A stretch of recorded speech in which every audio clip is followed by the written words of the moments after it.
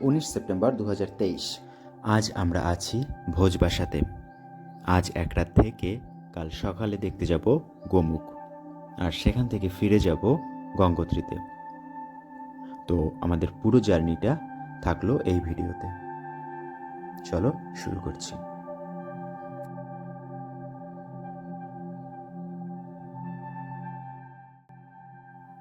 আমরা থাকব লাল বাবার আশ্রমে, আর এটাই হলো লাল বাবা আশ্রমের ভেতরটা।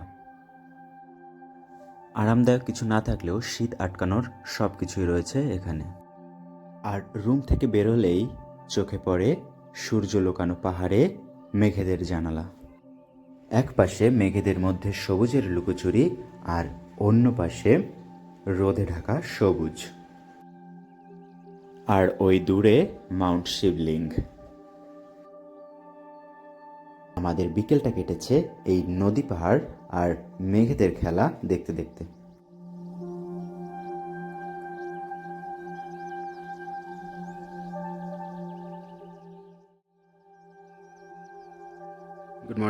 Good morning from Bhojbasa. তো আজকে হচ্ছে 20 সেপ্টেম্বর। এখন হচ্ছে সকাল 6:18। হালকা মেঘ আছে, কিন্তু বৃষ্টি হবার মতো হয়তো আর নেই, কারণ রাতে প্রচুর বৃষ্টি হয়েছে।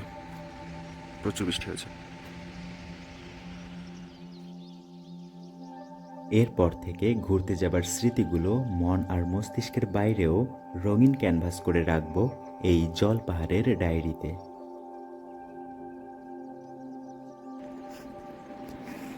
ভোজভাষা। এখন হচ্ছে সময় 8টা। আমরা যাব হচ্ছে গোমুখটা দেখতে। এই দিকটায় মেঘগুলো একেবারে নিচে আমাদের এখানটায় ছিল। এখান থেকে 4 কিলোমিটার গোমুখ। চলো। মেঘের মধ্য থেকে মনে হচ্ছে ঝর্ণাটা নেমে আসছে, মিশে গেছে ভাগীরথীতে। আমাদের সঙ্গে গাইড না থাকায় আমরা একেবারে গোমুখ পর্যন্ত যাবার পারমিশনটা পাইনি। আর এই মেঘে ঢাকা এই ভ্যালিটাতে বসেই আমাদের দেখতে হয়েছিল গোমুখ দূর থেকেই। রংহীন এই উপত্যকায় কেটেছিল আমাদের জীবনের অন্যতম রঙিন একটা সকাল।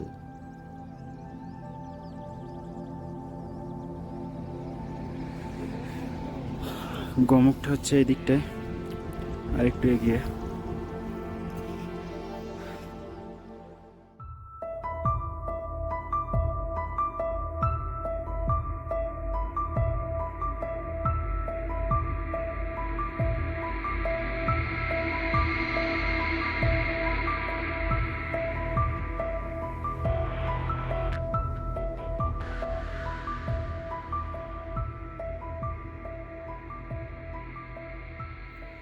মেঘে ভেসে এরকম একটা সকাল কাটিয়ে আমরা আবার ভোজবাসায় ফেরার রাস্তা ধরলাম।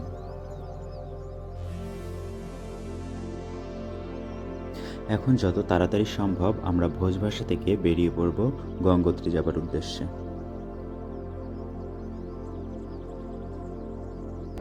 এটা হচ্ছে লাল বাবার আশ্রম।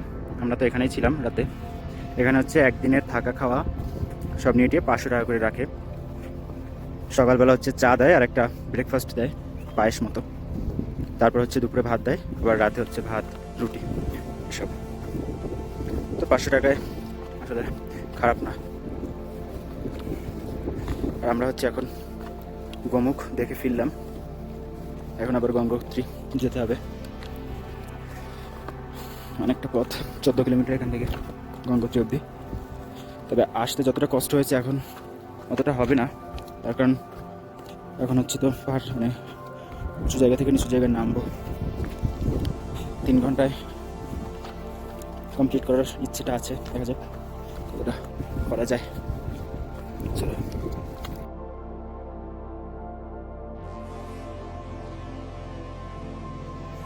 উপরের পাথরগুলো প্রচুর আলগা। এখানটা প্রচুর ল্যান্ডস্লাইডিং হয়। বেশ খানিকটা জায়গা, প্রায় 1 কিলোমিটার মতো জায়গা এরকম সব ভাঙর পাথর। কদিন বাদে বাদেই এরকম বিশাল ল্যান্ডস্লাইডিং।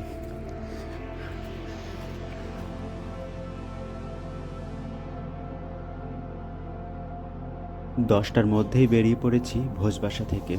যতটা তাড়াতাড়ি সম্ভব আমাদের নেমে যেতে হবে।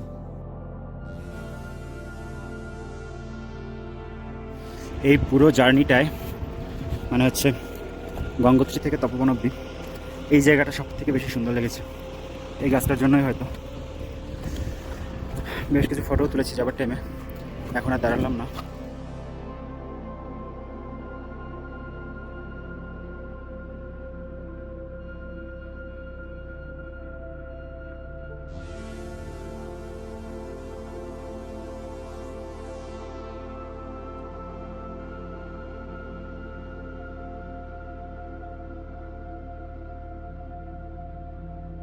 এটা হলো ভোজপত্র গাছ। এই ভোজপত্র গাছের বাকলে লেখা হয়েছিল রামায়ণ, মহাভারত, বেদ, পুরাণ এরকম গ্রন্থগুলো।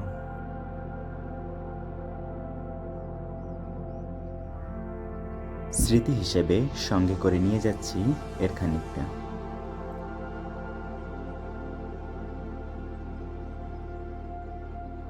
এই কঠিন জার্নিগুলোতে এনার্জি বুস্টিংয়ের কাজ করে এরকম সুন্দর দৃশ্যগুলো।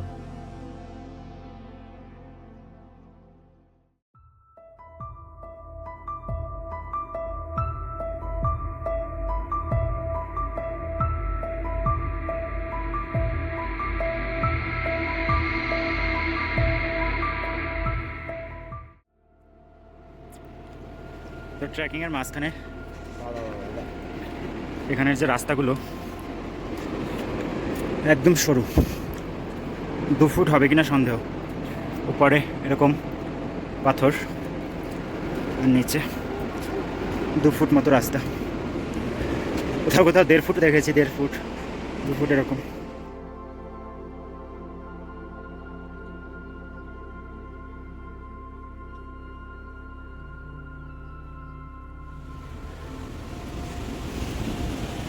আবার হচ্ছে উঁচুটা উঠতে হবে।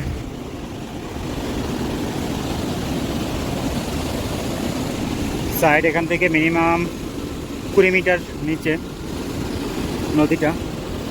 আমাদের ওখান থেকে আরও প্রায় 5 মিটার 10 মিটার উপরে উঠতে হবে। ভয়ঙ্কর সুন্দর।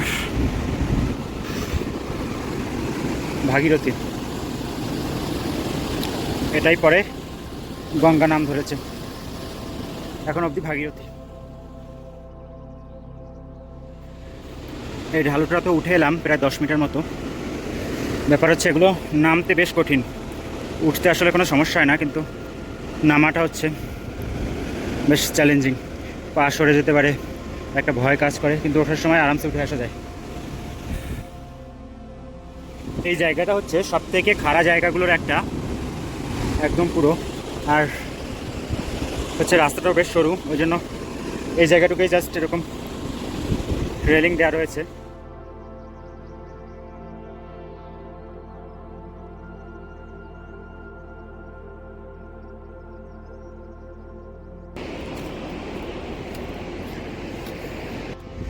তো আমরা হচ্ছে অলমোস্ট চলে এসেছি গঙ্গোত্রীর যে চেকপোস্ট সেখানটায়। এখন সময় হচ্ছে 1:45। গঙ্গোত্রী শহরের মধ্যে ঢুকতে হয়তো আরও 40 মিনিট লেগে যাবে, কারণ চেক পয়েন্টে কিছু কাজ বাকি আছে। তারপরে পেছনের ওরা ক্লান্ত হয়ে গেছে। চলো দেখা যাক আজকে উত্তরকাশীর জন্য বেরোতে পারি কিনা, নাহলে হচ্ছে গঙ্গোত্রী আরও একদিন থাকবে। আমরা হচ্ছে নিচের লাইনে আর কি রাস্তায় যে পাইপটা দেখেছি, লোহার পাইপটা, সেটা এতদিন ভেবেছিলাম যে নিচ থেকে হয়তো উপরে জল আসে, কিন্তু না।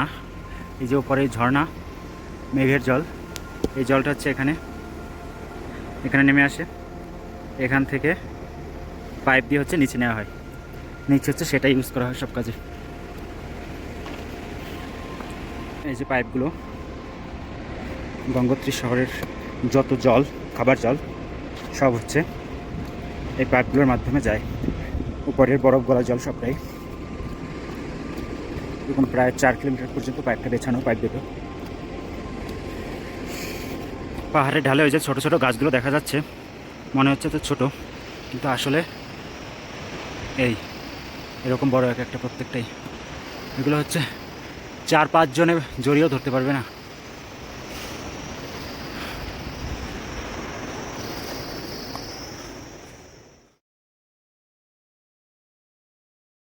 এখন সময় হচ্ছে 2:10। এখন রেজিস্ট্রেশন অফিসে আমরা পৌঁছালাম, এখানকার কাজ কমপ্লিট হলো। এবার হচ্ছে আবার নিচে যেতে হবে।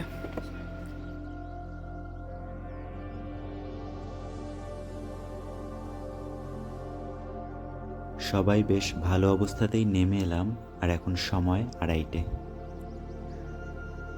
আর এবছরের মতো এটাই আমাদের গঙ্গোত্রী মন্দিরের শেষ দর্শন। ভালো থেকো ভাগীরথী, ভালো রেখো আমাদের।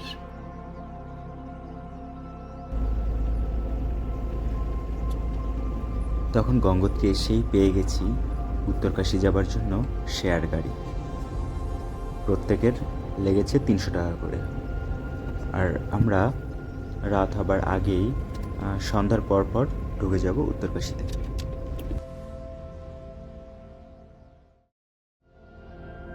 দেবভূমির এই অপরূপ বিকেলকে গায়ে মাখিয়ে আমরা ফিরতে লাগলাম উত্তরকাশী। মায়ের কাছে আসতে চাই আরও একবার, তুষার জমা কোনো দুপুরে। ততদিন মনের মন্দিরে পূজিত হোক সূর্য ছোঁয়া পাহাড়গুলো।